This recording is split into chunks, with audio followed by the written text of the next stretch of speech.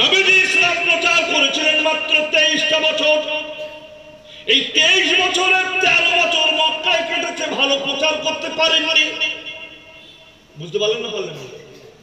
23টা বছরের 13টা বছর মক্কার জিন্দেগিতে রাসূলুল্লাহ কাটিয়েছে। বাবা সেখানে ভীমরুলের বাসা, সেখানে বলতার বাসা, সেখানে বাঘের বাসা, সেখানে সিংহের বাসা। রাসূলুল্লাহ প্রকাশ্যভাবে তেমন কিছু বলতে পারেননি।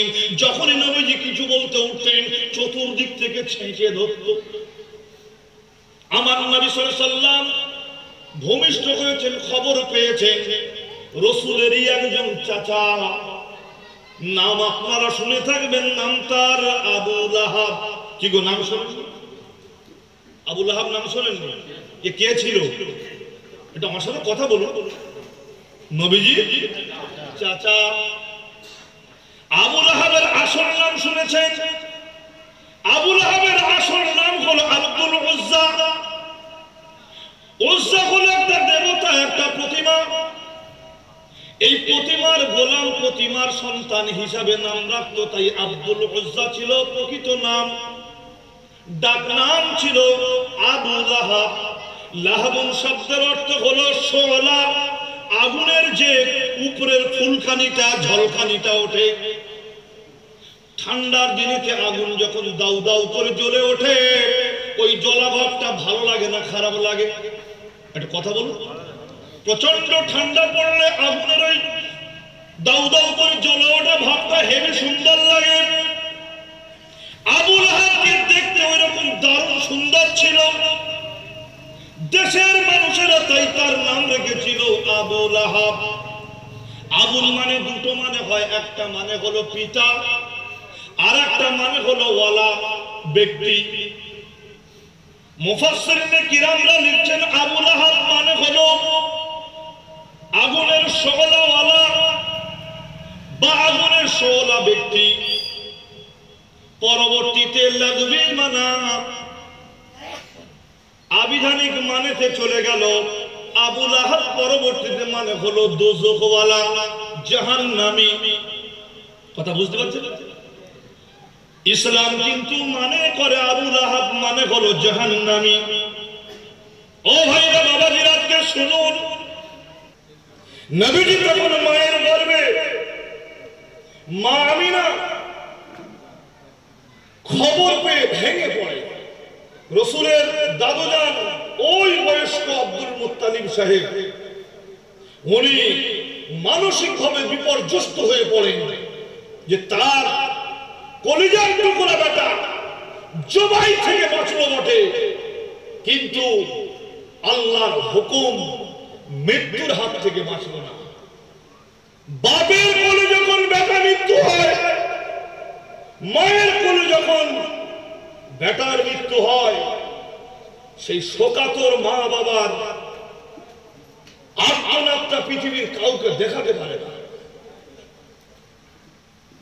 অনেক সময় ছেলেরা মা বাপের প্রতি দুর্ব্যবহার করে, কিন্তু বাপ মা যখন মারা যায় তখন তারা বুঝতে পারে কি নিয়ামতটা হারিয়ে ফেলেছে। কিন্তু এখন পয়সার গরম, টাকার গরম, কত বন্ধু বান্ধবের বার হয়ে পড়েছে, এখন আর তাদের সে মজাটা পায় না। ভাইরা, বাবাজিরা, বন্ধুরা, রাসূলুল্লাহর নানা যান যখন এই খবর জানতে পারলেন তার জামাই তথা রাসূলুল্লাহর আব্বা জান ইন্তেকাল করেছেন, আমিনা তো খবর পেয়ে একদম মুসলে পড়েছেন। আমিনা এই সমস্ত কিছু নবী করিম সাল্লাল্লাহু আলাইহি সাল্লাম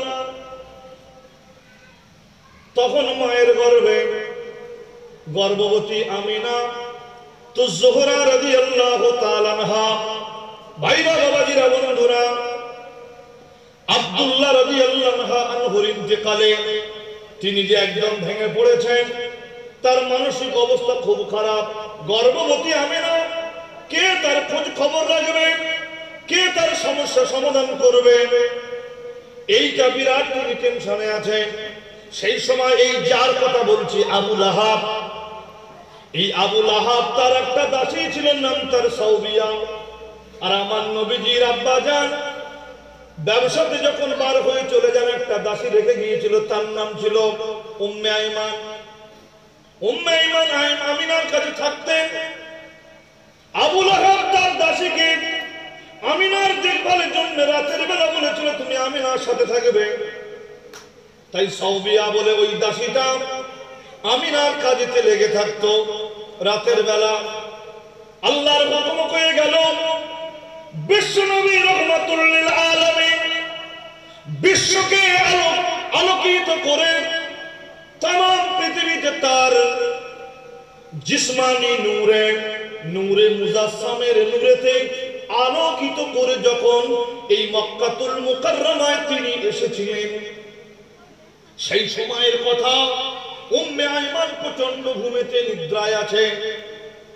এদিকে রাসূলুল্লাহর চাচা আবুল আহাবের দাসী সেও নিজে ঘুমিয়ে আছে। এই সময়টার জন্য উপকার দুজন মহিলার লাগবে, কিন্তু ওদেরকে ঘুম এতটাই ধরেছে ওরা জাগতে পারলো না। পেয়ারা নবী রহমাতুল লিল আলামিন মা আমিনার কোলেতে এসে হাজির। আমিনার ডাক দিয়ে ওদের ঘুম ভাঙালেন। ওরা দুজনে উঠে দেখছেন, একে তো রাসূলুল্লাহর মা আমিনা তদানীন্তনকালের সেরা মহিলা মানুষ, সেরা সুন্দরী মানুষ, একটু জোরে বলুন সুবহানাল্লাহ। তার কোলেতে কত ঠিক আছে, 5-7 মিনিট বলি, তাহলে মুশকিল হলো, অনেক কথা ধরতে চেয়েছিলাম। রাসূলুল্লাহ আম্মা জান জননী যখন এদেরকে তুলে দিলেন, এরা আমার নবীজিকে দেখে শিশু রাসূলুল্লাহকে ভূমিষ্ঠ অবস্থায় দেখে আলোকিত হয়ে মানে চমকিত হয়ে গেলেন। ওই সময় উম্মে আইমান ছুটলো খানায়ে কাবাতে, উম্মে আইমান ছুটলো খানায়ে কাবাতে, আর সাউবিয়া ছুটলো আবুল আহাবের বাড়িতে।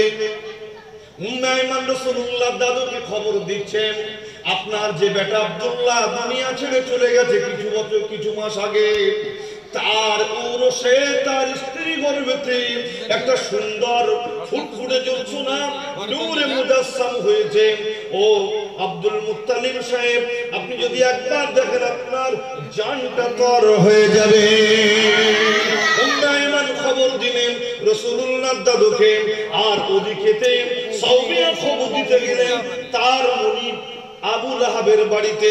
আবুল আহাবকে যখন গিয়ে বললেন, আবুল আহাব শুনে প্রথমে ওরা তো নেতা মানুষ, ঘুম ভাঙে দেরিতে, কিন্তু আজকের সাউবিয়া ভোরবেলা যখন তুলে দিয়ে বলছে, একবার ঘুম থেকে উঠে দেখো তোমার ভাই আব্দুল্লাহ মারা গিয়েছে, তারপরে তার স্ত্রীর কোলেতে তার একটা সুন্দর বাচ্চা এসেছে, একবার দেখলে মুখরিত হয়ে যাবেন, আনন্দিত হয়ে যাবেন।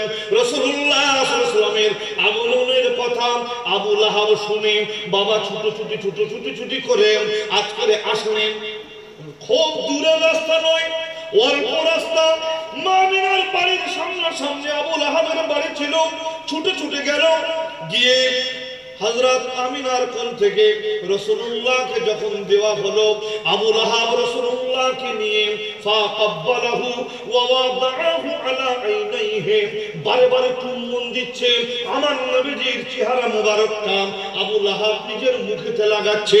একটু জোরে জোরে বলুন সুবহানাল্লাহ, একটু খুশিতে বলুন আলহামদুলিল্লাহ। আমার নবীকে দেখে আপ্লুত হয়ে পড়েছে, আনন্দিতে যেন আত্মহারা হয়ে পড়েছে। আপনি রাস্তায় যেতে যেতে হঠাৎ যদি একটা হিরে মণিমুক্তা সোনার যদি বিরাট বড় ডেলা পান, আপনার আনন্দের যেমন শেষ থাকবে না। আবুল আহাব আপনার আমার নবী কামলিওয়ালা আরবিকে পেয়ে গিয়েছে, আনন্দে তার আত্মহারা হয়ে গিয়েছে। রাসূলুল্লাহকে বারে চুম্বন দিয়ে সেই সময় খুশি হয়ে তার দাসী সাউবিয়াকে ডেকে বলছে, এরে সাউবিয়া, এত ভালো খবর আমাকে ভোরের ঘুমের চাইতে দারুণ জিনিস দান করেছো, এর বিনিময়ে আমি আবুল আহাব, আমি আব্দুল উজ্জা তোমাকে জানিয়ে দিলাম আজ থেকে তুমি আর গোলাম নয়, তুমি আর দাসী নয়, আজকে থেকে তুমি তোমার নিজের মতন তুমি আজাদ হয়ে গেলে। ইসলামের ইতিহাস আলোকিত হয়েছে। আল্লাহর নবীকে তারপর থেকে আবু লাহাব কিন্তু প্রচন্ড ভালোবাসতেন, সর্বদা রাসূলুল্লাহকে প্রায় জায়গায় নিয়ে যেতেন, গর্ব করতেন। মক্কাতে বিভিন্ন দেশের মানুষ আসলে নবীকে নিয়ে গর্ব করতেন, এটা আমার সন্তান। ভাতিজা বলে পরিচয় দিতে চাইতেন না, নিজের বেটা বলে পরিচয় দিতে বেশি বেশি চাইতেন। আল্লাহর নবীর নুরানি চেহারায় বিভিন্ন দেশের মানুষ, ইয়ামানি মানুষ, ইরাকি মানুষ, সিরিয়ার মানুষ, জর্ডানের মানুষ, তারা রাসূলুল্লাহর চেহারা দেখে তারা এমনি পাগল পারা হয়ে যেত। আর আবু লাহাব ওই সময় মজাটা নিত, নিজের বেটা পুত্র বলে পরিচয় দিয়ে মজাটা নিত।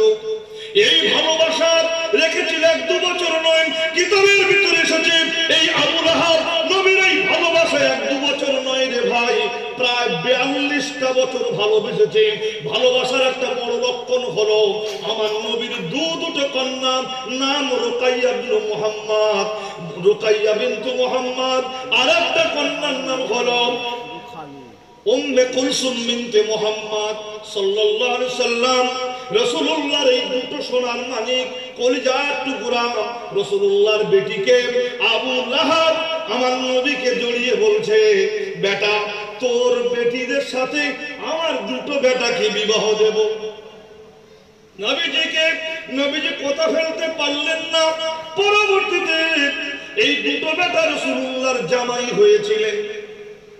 কতটা ভালোবাসলে নিজের কন্যাকে দিতে হয় নিজেরাই উপলব্ধি করেন।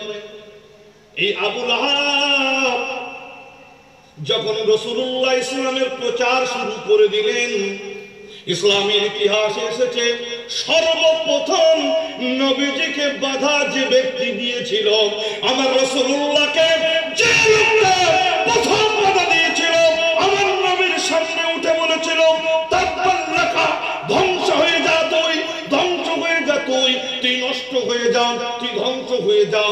আলিহাযা জামাআতিনা, আমাদেরকে একত্রিত করেছি নিজের প্রভাব বাড়াবি বলে, নিজের আধিপত্য বাড়াবি বলে। তাব্বাল লাকা আলিহাযা জামাআতিনা, এরে বেটা তুই আমাদেরকে একত্রিত করেছি, এই কারণে তুই ধ্বংস হয়ে যা। কিতাবের ভিতরে এও পর্যন্ত এসেছে ফাখাযাল হাজারু, বড় একটা পাথর হাতে করে তুলে নিয়ে আল্লাহ নবীকে মারার জন্য যখন তার হাতটা উত্তোলন করেছে, আল্লাহ পাক আল্লাহ তাআলা আমার নবীকে কিচ্ছু বলতে হয়নি। আর সমু আল্লাহ থেকে আল্লাহ আর সহ্য করেনি, বেঈমান আবু লাহাবের হাতটাতে প্যারালাইসিস করে দিয়েছে। কোন মুফাসসিরিন কিরাম লিখছেন, আল্লাহ এতটাই নারাজ হয়েছে, এই নবী ভক্ত ছিল, অর্থাৎ আমার নবীকে পারিবারিক হিসাবে মোহাব্বত করত, নবী হিসাবে ভালোবাসেনি। আল্লাহ পাকের নবীকে নবী হিসাবে না ভালোবাসার কারণে, রাসূল হিসাবে না ভালোবাসার কারণে আল্লাহ তার উপরে এত নারাজ হয়ে গেল। আল্লাহ গোটা একটা সূরা নাজিল করে দিয়েছে আবু জাহেলের নামে। কোরআনুল কারীমে কোন জায়গায় সূরা নাই। কথা বুঝতে পারছেন না? পারছেন না? অথচ আবু লাহাব তার নামেতে ডাইরেক্ট সূরা নাজিল করলেন, তাব্বাত ইয়াদা আবি লাহাবিন ওয়া তাব, তাব্বাত ইয়াদা ধ্বংস হয়ে যায় বা ধ্বংস হয়ে গেছে আবু লাহাবের দুটো হাত, ওয়া তাব ও নিজেও ধ্বংস হয়েছে। এই দুটো হাত বলতে কি মুফাসসিরিন কিরামেরা লিখছেন, দুটো হাত মানে একটা হাত মানে তার সন্তান সন্ততি, আর একটা হাত মানে তার ধন সম্পদ। খুব ধন সম্পদের মালিক ছিল, অহংকারে ভরপুর ছিল। আমার নবীর সামনে উঠে যে রাসূলকে মক্কার মানুষেরা আল আমিন উপাধি দিয়েছে, ও ভাইরা আল আমিন উপাধি দিয়েছে, as-সাদিক উপাধি দিয়েছে, সেই মক্কার মানুষেরা রাসূলকে কত ভালোবাসতেন। সেই লোকটার সামনে, সেই রাসূলুল্লাহর সামনে পাথর তুলে মারার জন্য যে লোকটা দাঁড়িয়েছে, আমরা দেখেছি এই সমাজে যার বেশি পয়সা থাকে তার একটা পাওয়ার থাকে, একটা গরম থাকে, একটা অহংকার থাকে। জেনে রেখে দেবেন, আল্লাহ কখনো কোনো মানুষের অহংকার পছন্দ করেন না। ঠান্ডা মাথায় শুনবেন, আল্লাহর রাসূল বলেছেন, আমার আল্লাহ পাক রব্বুল আলামিন তিনি ডাইরেক্ট জানাচ্ছেন, একে বলা হয় হাদিসে কুদসি, আল কিবরিয়াউ রিদাই ওয়াল আজমাতু ইজারি। আল কিবরিয়াউ রিদাই, বড়ত্ব করা হলো এটা আল্লাহ পাকের চাদর, ওয়াল আজমাতু ইজারি, ইজ্জত সম্মান এই যে দেখা দেখিয়ে চলেন, পাওয়ার দেখিয়ে চলেন, এটা হলো আল্লাহ পাক জানাচ্ছেন এটা আল্লাহ পায়জামা। ফামান্না জিয়াহুমা, এই দুটো জিনিস ধরে যারা টানাটানি করেন, অর্থাৎ তাকাব্বুরি করেন, অহংকারী করে, ফখর করেন, খাতায় লিখে রেখে দেবেন, আল্লাহ পাক তখন ডাইরেক্ট গজব দেবেন।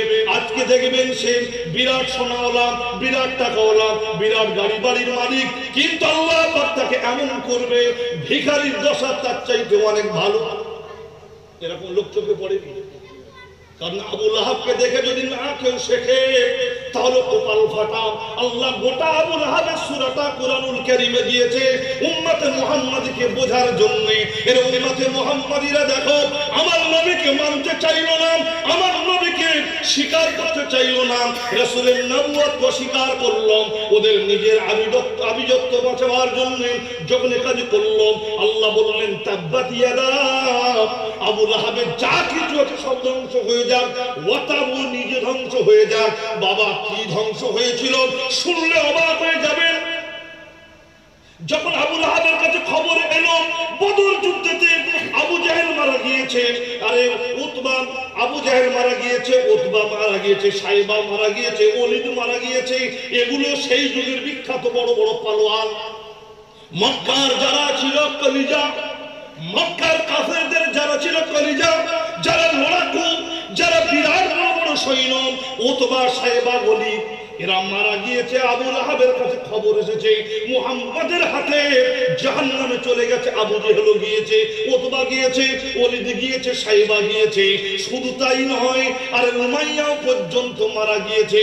এই খবর যখন আবু লাহাবের কানে আসলো, সে তো বদরে যায়নি, এই কথাটা শুনে তাফসীরের ভিতরে এসেছে আরে নিজে যেন মরতে বসেছে।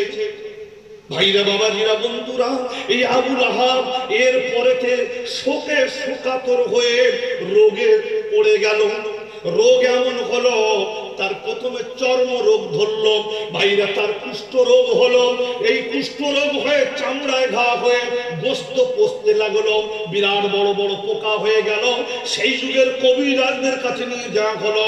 মক্কায় বিভিন্ন দেশের কবিরাজরা আসা যাওয়া করত, তারা দেখে বলেছিল এই রোগীটা যদি এই মক্কার অভ্যন্তরে থাকে তাহলে এই রোগটা সকলে ধরে নেবে।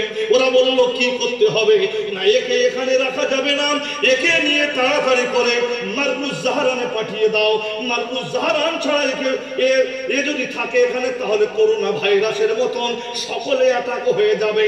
বাবা, দেশের নেতা, দেশের মাথা, রাসূলুল্লাহর উপরে যে পাথর উঁচু করে ধরেছে সে বেঈমানকে আজকের কি করতে হলো, দেশের লোকেরা নিজেদের বাঁচাবার জন্য আবু লাহাবের পায়ে দড়ি বেঁধে কাঁধে করে নয়, খাতির করে নয়, সম্মান দিয়ে নয়, আবু লাহাবের পায়ে দড়ি বেঁধে কেতাবের ভিতরে এসেছে বাবা টেনে টেনে পাহাড়ি রাস্তা দিয়ে বালুর উপর দিকে, পাহাড়ের মানে পাথরের উপর দিয়ে ঘিসলে ঘিসলে নিয়ে যায়।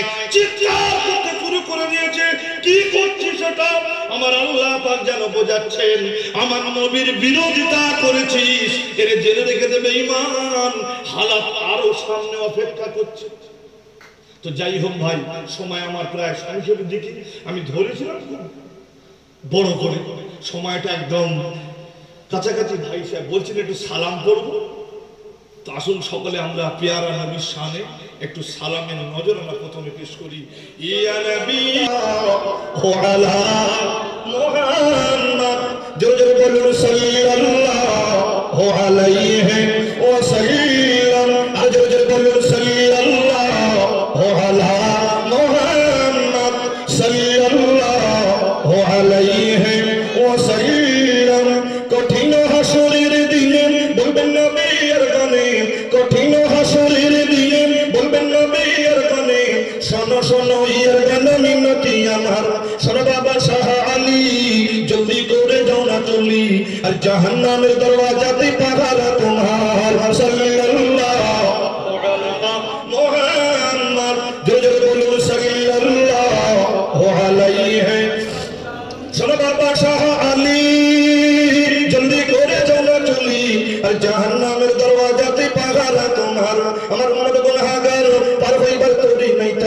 দেখো না পড়ে থাকে উম্মত আমার সাল্লাল্লাহু আলা মুহাম্মদ। আর জোরে জোরে বলুন সাল্লাল্লাহু আলাইহি ওয়াসাল্লাম।